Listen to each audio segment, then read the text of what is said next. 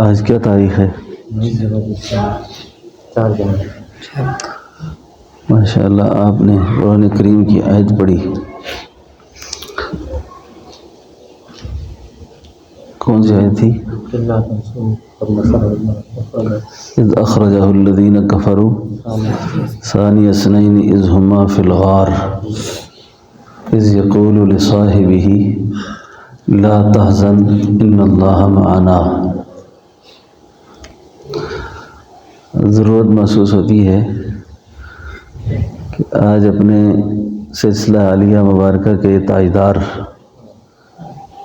اور پہلے پیر اور پہلے شیخ، جن کی نسبت سے ہمارا طریقہ عالیہ صدیقیہ نقشبندیہ، اس سلسلے کا نام تھا صدیقیہ، اور یہ مبارک سلسلہ سیدنا حضرت ابوبکر صدیق رضی اللہ عنہ سے چلا، اور آج اتفاق سے حافظ صاحب نے جو آیت مبارکہ پڑھی تو خیال آیا کہ ان کو تھوڑا سا خراج عقیدت پیش کر کے بات کو آگے چلایا جائے۔ سیدنا حضرت ابوبکر صدیق رضی اللہ عنہ انبیاء کے بعد انسانیت کے سب سے بڑے انسان ہیں، اور آپ خلیفہ بلا فصل ہیں، اور آپ کی خلافت پر امت کا اجماع ہے، آپ کی خلافت پر امت کا اجماع ہے، ساری امت آپ کی خلافت پر جمع ہے، اور آپ مسلمانوں کے پہلے خلیفہ ہیں۔ بعض لوگوں میں یہ بات، کیونکہ آج کل میڈیا ہے تو کئی سارے لوگ سیدنا حضرت علی رضی اللہ عنہ کے بارے میں یہ کہتے ہیں کہ آپ خلیفہ اول ہیں۔ سیدنا علی رضی اللہ عنہ کا مقام اور مرتبہ بہت زیادہ ہے، آپ بھی ولیوں کے امام ہیں، آپ بھی صحابہ کے امام ہیں، لیکن مقام اور مرتبہ کے اعتبار سے جو ترتیب خلافت ہے اس میں آپ کا چوتھا نمبر ہے، آپ چوتھے نمبر پر ہیں، پہلے نمبر پر سیدنا ابوبکر صدیق ہیں رضی اللہ عنہ، اور سیدنا حضرت ابوبکر صدیق رضی اللہ عنہ مسلمانوں میں، اسلام لانے والوں میں بڑے افراد پہلا آدمی ہیں۔ عورتوں میں سیدہ خدیجہ الکبریٰ ہیں، اور بچوں میں سیدنا علی ہیں رضوان اللہ علیہم اجمعین، سب پر یہ اللہ کی رحمت ہو۔ علی بھی شان والے، صدیق بھی شان والے۔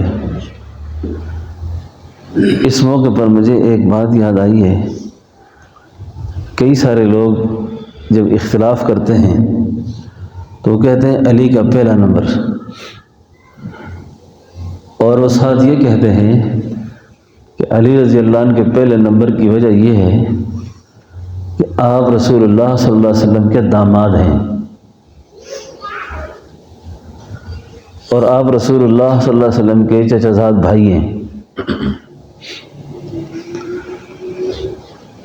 تو ہمارے ایک بڑے محقق بزرگ گزرے ہیں، وہ فرمایا کرتے تھے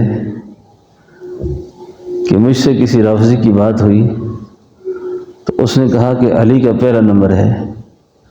میں نے کہا کس بنیاد پر؟ اس نے کہا کہ وہ اللہ کے نبی کے چچا زاد بھائی ہیں۔ میں نے کہا اگر اس بنیاد پر علی کا پہلا نمبر ہوتا تو خلیفہ بلا فضل ہونے کے حقدار سیدنا حضرت عباس اور سیدنا حمزہ ہوتے، وہ تو چچا تھے، چچا زاد بھائی کا نمبر تو بعد میں آتا ہے۔ اس نے کہا وہ داماد بھی تھے، تو انہوں نے فرمایا علی کے گھر نبی کی ایک بیٹی تھی، عثمان کے گھر نبی کی 2 بیٹیاں تھیں۔ اگر اس بنیاد پر ہوتا تو زیادہ حقدار سیدنا عثمان تھے، اور اس بنیاد پر ہوتا تو سیدنا عباس تھے، سیدنا حمزہ تھے۔ کہ صحبت رسول کے اعتبار دیکھا جائے تو سیدنا ابوبکر صدیق رضی اللہ عنہ کو صحبت ملی ہے 37 سال، سیدنا علی کو ملی ہے 17 سال۔ 17 کا انسا زیادہ ہوتا ہے کہ 37 کا انسا؟ 37 والا کھڑا ہو اور 17 والا، تو دونوں دیکھ کے کہیں گے یہ ایک باپ ہے اور ایک بیٹا ہے۔ تو سیدنا ابوبکر صدیق رضی اللہ عنہ کو 37 سال رسول اللہ صلی اللہ علیہ وسلم کی رفاقت نصیب رہی، 37 سال۔ اور ایک بہت بڑا شرف ہے آپ کا، ایک بہت بڑا شرف ہے صحابہ اکرام رضوان اللہ علیہ مجمعین کی اللہ کے حبیب علیہ السلام کے ساتھ جو رشتہ داریاں تھیں نا، آپ کی جو رشتے تھے، عام طور پہ ہم لوگ اس سے بے خبر ہوتے ہیں۔ اللہ کے نبی کا نانحال کون سا ہے، اللہ کے نبی کا دادیال کون سا ہے، حضور علیہ السلام کے حسبی رشتہ دار کون ہیں، نسبی رشتہ دار کون ہیں۔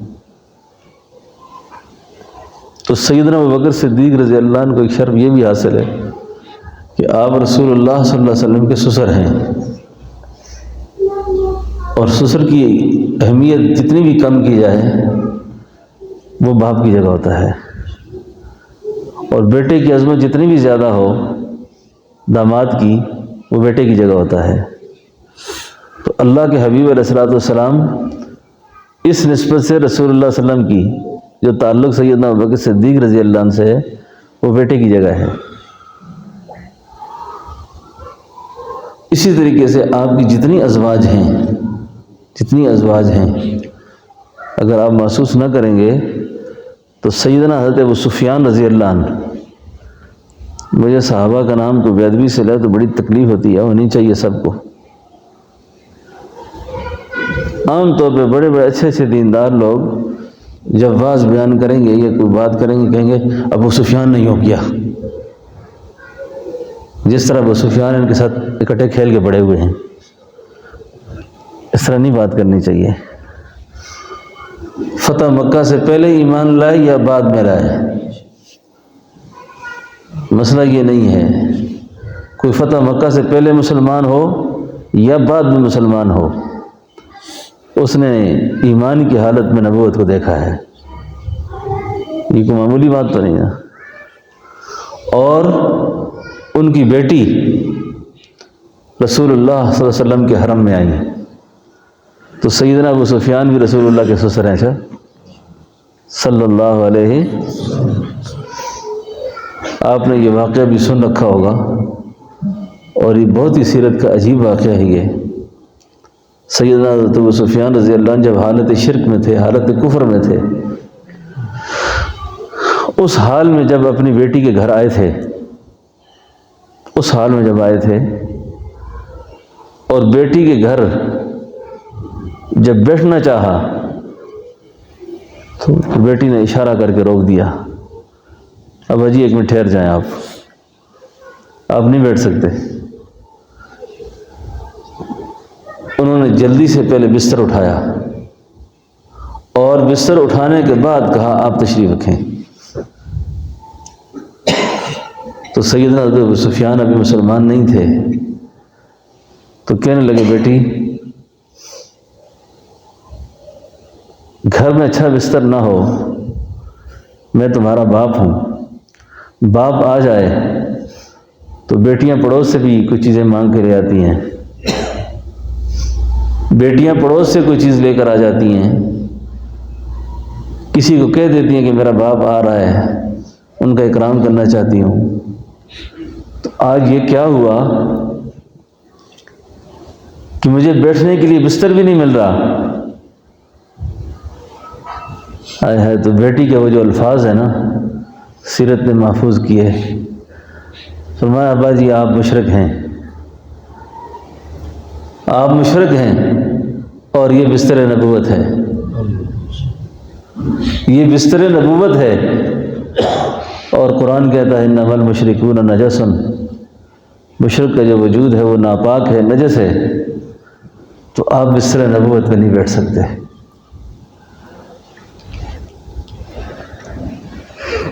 تو رسول اللہ صلی اللہ علیہ وسلم کے ساتھ چاہے سیدنا ابوبکر صدیق رضی اللہ عنہ ہوں، اور اللہ پاک نے اس شخصیت کو جو مماثلت دی ہے رسول اللہ صلی اللہ علیہ وسلم سے، وہ نہ کسی اور سسر کو حاصل ہے، نہ کسی صحابی کو حاصل ہے۔ یعنی آپ کی جو ظاہری حیات طیبہ ہے، آپ نے 63 سال کی عمر میں وصال فرمایا، تو سیدنا ابوبکر صدیق رضی اللہ عنہ کا وصال بھی 63 سال کی عمر میں ہے، اور آپ کو وفات سے 2 سال پہلے زہر دی گئی۔ اللہ کے حبیب علیہ السلام کو وفات سے 2 سال پہلے زہر دی گئی۔ سیدنا ابوبکر صدیق رضی اللہ عنہ کو وفات سے 2 سال پہلے زہر دی گئی۔ آپ پر بھی جادو ہوا، سیدنا ابوبکر صدیق پہ بھی جادو ہوا۔ یعنی جس طرح ستانے کے واقعات اللہ کے حبیب علیہ السلام کے ساتھ پیش آئے زندگی میں، اسی طرح سے ملتے جلتے واقعات سیدنا ابوبکر صدیق رضی اللہ عنہ سے بھی پیش آئے، اور آخر کار جس حجرے میں اللہ کے حبیب دفن ہوئے، اسی حجرے میں سیدنا ابوبکر صدیق بھی دفن ہوئے۔ میں نے یہ بات شاید پہلے بھی عرض کی، ایک دفعہ کسی عارف سے، کسی عالم سے، کسی اللہ والے سے کسی نے پوچھا کہ صدیق میں اور نبوت میں فرق کیا ہے؟ حالانکہ یہ سوال بنتا نہیں ہے، صدیق صدیق ہیں، نبی نبی ہیں۔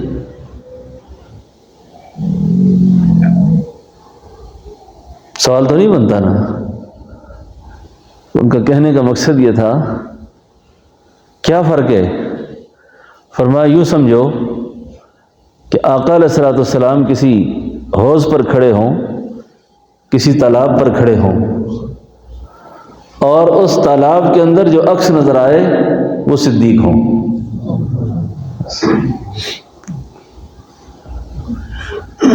آپ تو جب زمین پہ چلتے تھے، آپ کا سایہ مبارک زمین پہ نہیں پڑتا تھا، آپ کا سایہ زمین پہ نہیں پڑتا تھا، لیکن اتنا پرتو نبوت تھا حضرت ابوبکر صدیق رضی اللہ عنہ پر، اتنا پرتو تھا۔ یہ تمام سلاسل کے اندر ایک اصطلاح چلتی ہے، مقام سکر و حیرت۔ مقام سکر و حیرت، یہ جو مقام سکر و حیرت ہے نا، یہ صحابہ میں سیدنا ابوبکر صدیق رضی اللہ عنہ پہ بہت زیادہ تھی۔ اس مقام پر یعنی اللہ کے جمال اور اللہ کے دیدار اور اللہ کے نام کے انوارات کی تجلی اس قدر آپ پر پڑی کہ سیدنا ابوبکر صدیق رضی اللہ عنہ سے جو مرویات کم ہیں نا، اس کی بھی ایک وجہ بزرگوں نے یہی لکھی ہے کہ آپ صلی اللہ علیہ وسلم کی، کیونکہ کلام مبارک جو ہے اس کے اندر خلط ملط نہیں ہو سکتی بات، کہ کوئی آدمی جیسے مرضی الفاظ گھڑ لے، کوئی بنا لے، ایسا نہیں ہو سکتا۔ تو سیدنا ابوبکر صدیق رضی اللہ عنہ نے کلام نبوت کے اعتبار سے اپنی زبان کو بہت محتاط رکھا، کیونکہ جس وقت یہ آپ کی مجلس میں بیٹھتے تھے اس وقت آپ پر حیرت طاری رہتی تھی، حیرت طاری رہتی تھی، عجیب کیفیت ہوتی تھی آپ کی۔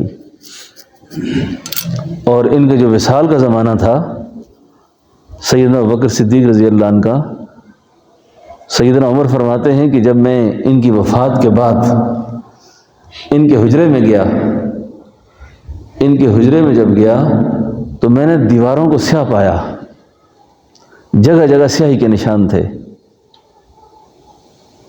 تو میں نے ان کے اہل خانہ سے پوچھا کہ ایسا کیوں ہے؟ تو فرمانے لگی کہ سیدنا ابوبکر صدیق رات کو اٹھ کر آہیں لیا کرتے تھے، آہیں، ان آہوں نے ان دیواروں کو سیاہ کر دیا۔ اور اخیر زمانے میں منہ میں کنکر رکھتے تھے، کنکر پتھر رکھتے تھے۔ کسی نے ایک دن پوچھا کہ ابو بکر ایسا کیوں کرتے ہو؟ فرمایا ڈرتا ہوں کہ اللہ کے بھید اسرار میری زبان سے نکل نہ جائے۔ اللہ کے جو اسرار ہیں نا، علامہ نے ایک شعر میں کہا ہے نا، ایک عشق سکھاتا ہے آداب خدا گاہی، ایک عشق سکھاتا ہے آداب خدا گاہی، کھلتے ہیں غلاموں پر اسرار شہنشاہی۔ وہ جو اللہ کے راز تھے، اللہ کے اسرار جو تھے نا، اس وجہ سے منہ میں کنکر رکھتے تھے، اس وجہ سے۔ اللہ اکبر۔ سیدنا ابوبکر صدیق رضی اللہ عنہ کے جو محاسن ہیں اور اس خاندان کی جو خوبیاں ہیں، ان کا کیا کیا تذکرہ کیا جائے۔ اس عظیم انسان سے ابھی اگر کوئی دنیا میں راضی نہیں ہے نا، نہ راضی ہو۔ سیدنا ابوبکر صدیق کو اللہ کے حبیب کیا فرما گئے؟ میں سب کے قرضے دے چکا ہوں، سب کے احسانات کا بدلہ میں چکا چکا ہوں، اور ابو بکر صدیق میرے وہ یار ہیں، وہ دوست ہیں، ان کے احسانات کا بدلہ اللہ ہی ان کو دے، اللہ ہی ان کو دے۔ آقا نے سب دے قرض ادا دنیا تے کر چھوڑے، آقا نے سب دے قرض ادا دنیا تے، محشر تو رب تو لینا بقایا صدیق نے۔ محشر کو اللہ سے جو بقایا لینے والا آدمی ہوگا وہ سیدنا ابوبکر صدیق رضی اللہ عنہ ہوں گے۔ اور یہ اتنی مبارک زندگی، اتنی مبارک ان کی تربیت، اور یہ اتنا عظیم انسان ہے کہ ان کے باپ بھی صحابی، بیٹے بھی صحابی، پوتے بھی صحابی۔ اتنی بڑی نسبتیں ہیں اس گھر میں، اتنی بڑی نسبتیں ہیں۔ اور آپ کی جو صاحبزادیاں ہیں نا، فہم، فراست، تدبر، حکمت، دانائی، وہ بھی اللہ نے اس خاندان پر ختم کی۔ حضرت اسماء بنت ابو بکر، سیدہ حضرت اماں عائشہ صدیقہ رضی اللہ عنہا، جنہوں نے رسول اللہ صلی اللہ علیہ وسلم کے وصال کے بعد امت کی پہلی محدثہ، جنہوں نے پردے میں بیٹھ کر امت کی رہنمائی فرمائی،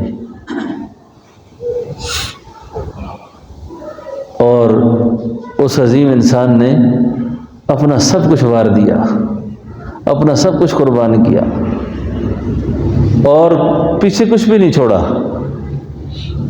اسی کو منظر کو دیکھ کے اقبال نے کہا تھا نا، دیوانے کو پھول، بلبل کو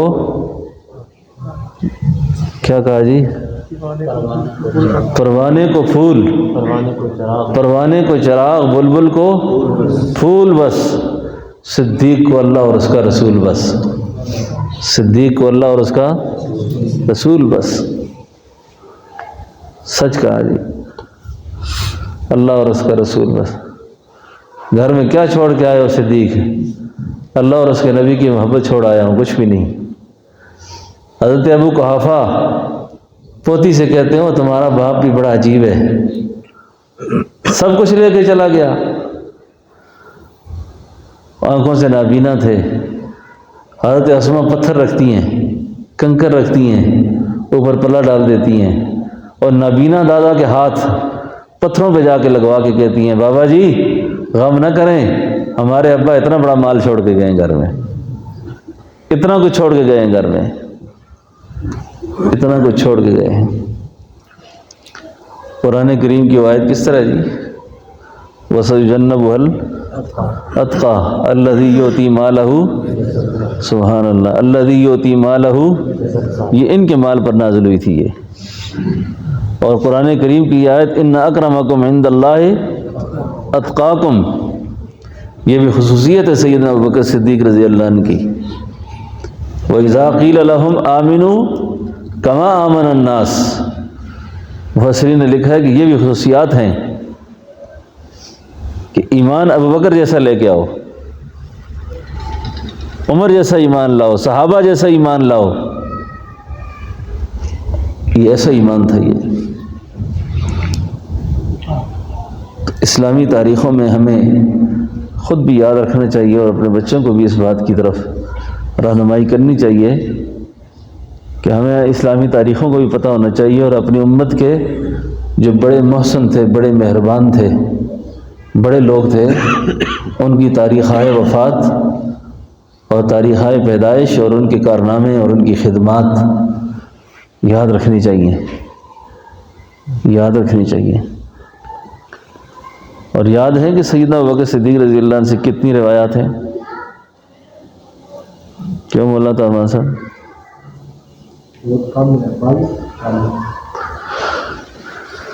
بولو. مولانا نے 22 کہا، ہو سکتا ہے 22 ہی ہوں، دیکھنی پڑے گی. 33 کے قریب روایات ہیں ان سے، پھر بھی دیکھی جا سکتی ہے بات، لیکن روایات بہت کم ہیں، روایات ان سے بہت کم ہیں. اس سے آپ اس بات کا بھی اندازہ لگائیں کہ یہ حدیث پاک کے سلسلے میں یہ آج کل موبائل پہ بھی، نیٹ پہ بھی آ گیا ہے نا جی. کوئی آدمی ہے یا نہیں حدیث، اس کو حدیث بنا دیتا ہے. شعر کسی کو اس کے ساتھ اقبال لکھ دو، بس اقبال ہو جاتا ہے. ٹھیک ہے نا؟ تو یہ آج کل ایک رواج بن گیا ہے. تو حدیث کے سلسلے میں بہت زیادہ احتیاط کرنی چاہیے. آگے 10 لوگوں کو شیئر کرتے ہیں جی رمضان کا جو ثواب ہوگا فلاں ہوگا، فلاں ہوگا، فلاں. ایسا نہیں کرنا چاہیے. ابوبکر صدیق رضی اللہ عنہ جن کو اتنی صحبت ملی، وہ حدیث کو بیان کرنے میں اتنے زیادہ محتاط ہیں، تو آپ اس سے اندازہ لگائیں کہ کتنا احتیاط کرنا چاہیے آدمی کو، کتنی زیادہ احتیاط کرنی چاہیے. تو اللہ تعالی ہم سب کو سیدنا حضرت ابوبکر صدیق رضی اللہ عنہ کی مبارک زندگی اور آپ کی تعلیمات پر عمل کی توفیق دے. بس سب حضرات تھوڑی دیر مراقبہ کر لیں، ذکر کر لیں. لائٹ بند کر دیں، فالتو لائٹیں بند کر دیں.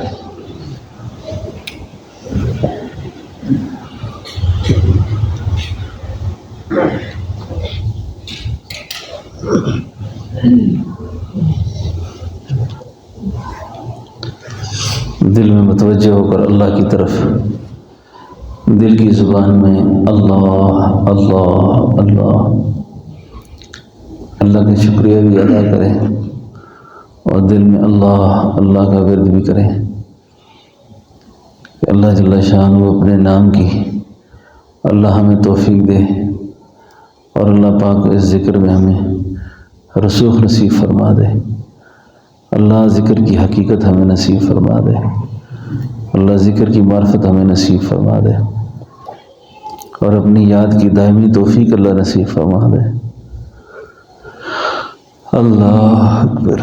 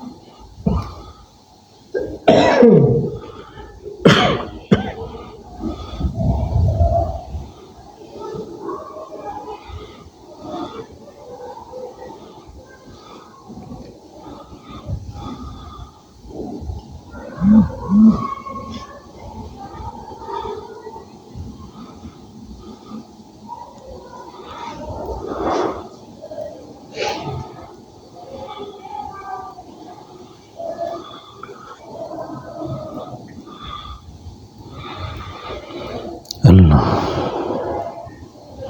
اللہ اللہ.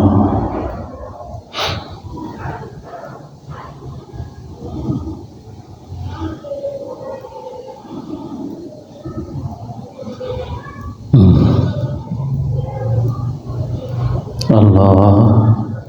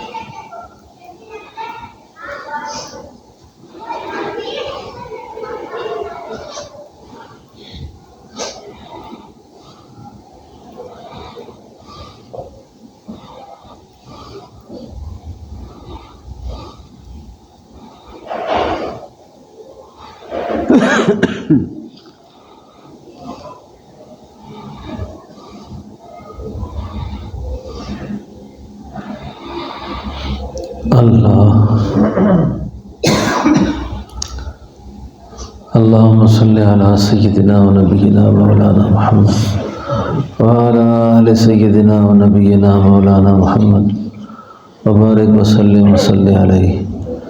اے اللہ ہم سب کو بخش دے یا اللہ، اللہ ہمارے ماں باپ کو بخش دے یا اللہ، اللہ ہمارے بہن بھائیوں کو بخش دے یا اللہ، ہمارے مشائخ اساتذہ کو بخش دے یا اللہ، اے اللہ ساری امت کو بخش دے یا اللہ، اللہ سب پہ رحم کر دے یا اللہ، اے اللہ سب پہ رحم کر دے یا اللہ، جتنے بیمار ہیں روحانی جسمانی گھروں میں اسپتالوں میں، اللہ سب کو شفاء کاملہ نصیب کر دے یا اللہ، سب کو شفاء کاملہ عاجلہ نصیب کر دے یا اللہ، اے اللہ جن کی زندگیاں ختم ہو گئی یا اللہ، زندگی اور موت کی کشمکش میں یا اللہ ان پر رحم کر دے یا اللہ، ہمیں معذور کر دینے والی بیماریوں سے بچا، محتاج کر دینے والی بیماریوں سے بچا، اے اللہ ہمیں ایسی بیماریاں اور ایسے دکھ نہ دے، ایسے حالات ہمارے نہ بنا جس سے ہماری اولادیں ہمارے لیے تنگ ہو جائیں، ہم سے پریشان ہو جائیں،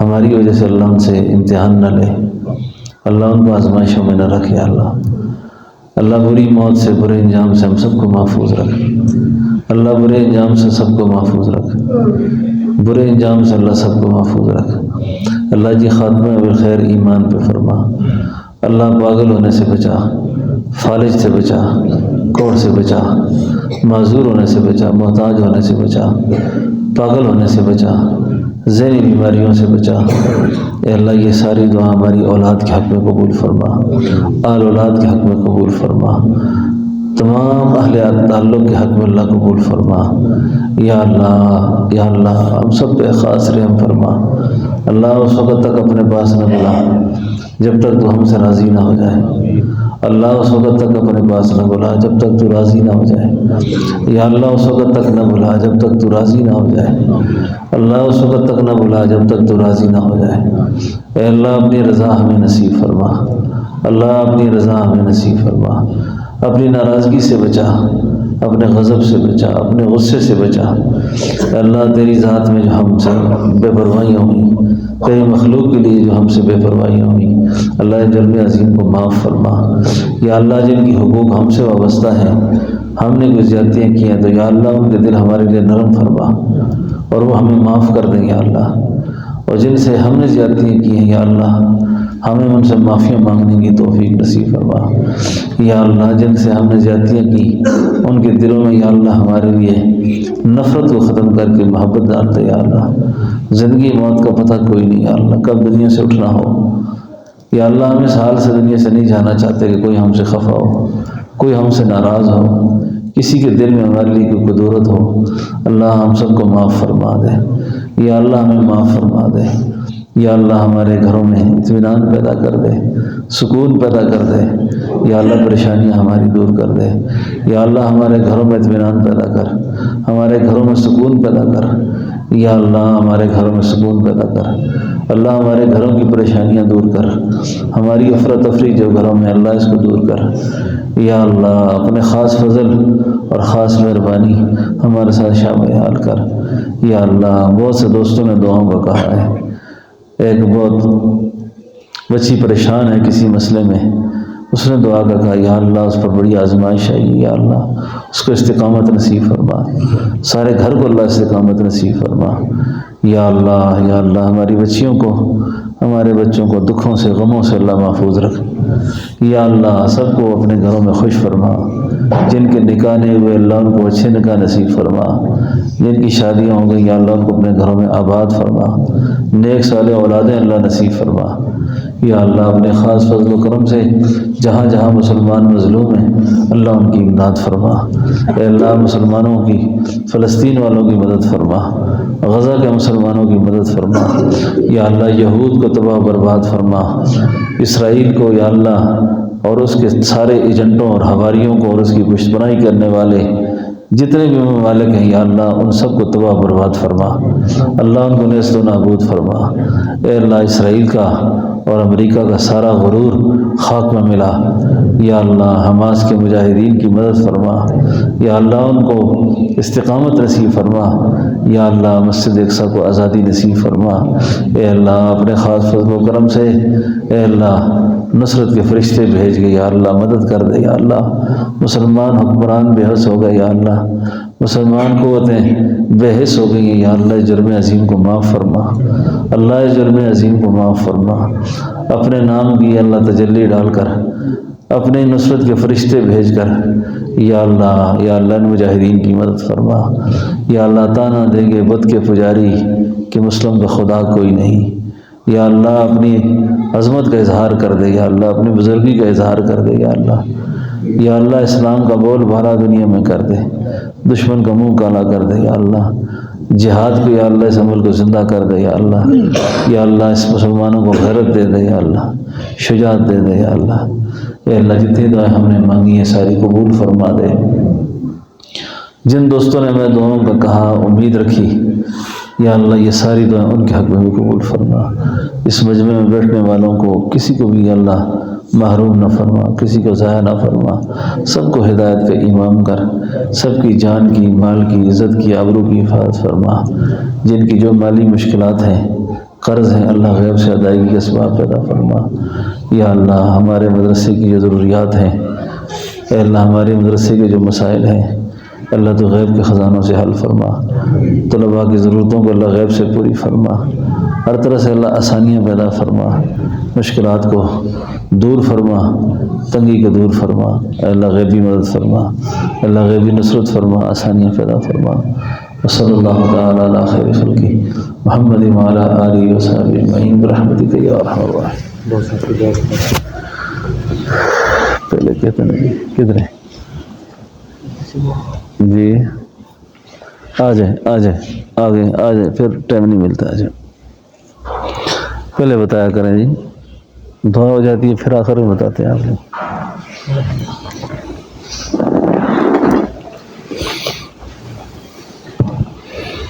ایک ساتھی توبہ پڑھنا چاہتے ہیں،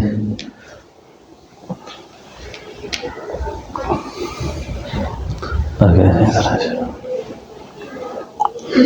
قریب ہے، ہاتھ بجے دیں، دوسرا ہاتھ اوپر رکھیں۔ میں کلمات توبہ پڑھتا ہوں، میرے ساتھ پڑھ لیں۔ جو خواتین بھی بیعت کی نیت سے آئی ہوئی ہیں، توبہ کی نیت سے، وہ بھی پڑھ لیں۔ اعوذ باللہ من الشیطان الرجیم، بسم اللہ الرحمن الرحیم، لا الہ الا اللہ محمد رسول اللہ،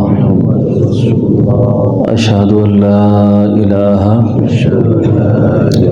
الا اللہ واشہد ان محمدا عبدہ ورسولہ، آمنت باللہ وملائکتہ وکتبہ ورسلہ والیوم الآخر والقدر خیرہ وشرہ من اللہ تعالی والبعث بعد الموت، استغفر اللہ الذی لا الہ الا هو الحی القیوم واتوب الیہ، استغفر اللہ الذی لا الہ الا هو الحی القیوم واتوب الیہ، استغفر اللہ الذی لا الہ الا هو الحی القیوم واتوب الیہ۔ اللہم صلی علی سیدنا ونبینا ومولانا محمد وبارک وسلم۔ یا اللہ میں نے توبہ کی کفر سے، شرک سے، بدعات سے، رسومات جاہلیہ سے، توبہ کی حرام خوری سے، حرام کاری سے، چوری سے، چغلی سے، بد نظری سے، بے نمازی سے، بے حیائی کے کاموں سے۔ اے اللہ میری توبہ قبول فرما، اور سلسلہ عالیہ نقش بندیہ میں میری اس بیعت کو قبول فرما۔ آپ کی یہ بیعت ہو گئی ہے، اور صرف آپ کو اس بیعت کے بعد اللہ تعالیٰ سے امید رکھیں کہ آپ کے پچھلے سارے گناہ اللہ نے معاف کر دیے ہیں۔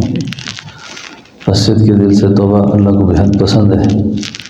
اللہ کے حبیب علیہ السلام نے فرمایا جو آدمی توبہ کرتا ہے وہ اس طرح ہوتا ہے جس طرح اس نے گناہ کیا ہی نہیں ہے۔ بس یہ دھیان رکھیں گے، یقین رکھیں کہ اللہ نے مجھے معاف کر دیا ہے۔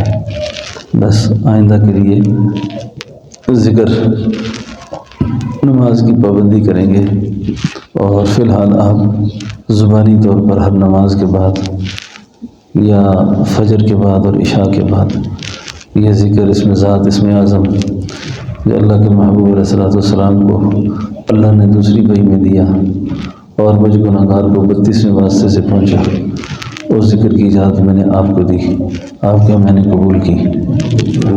ہاں بس یہ آسان وظیفہ ہے، یہی وظیفہ آپ نے کرنا ہے۔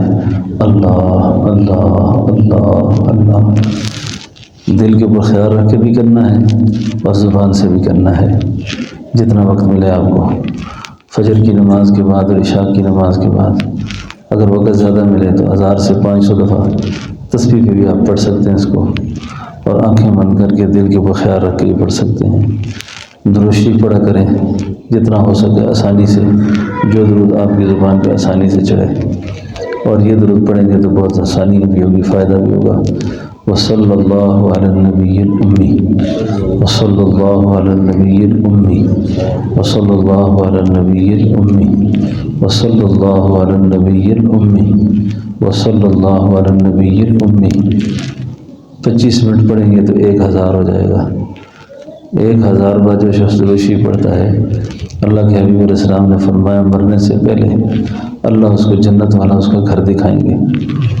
تو بس یہ 2 وظیفے فی الحال کریں، رابطہ رکھیں، آنا جانا رکھیں، اللہ بہت برکت دے۔ ربنا تقبل منا انک انت السمیع العلیم وتب علینا انک انت التواب الرحیم برحمتک یا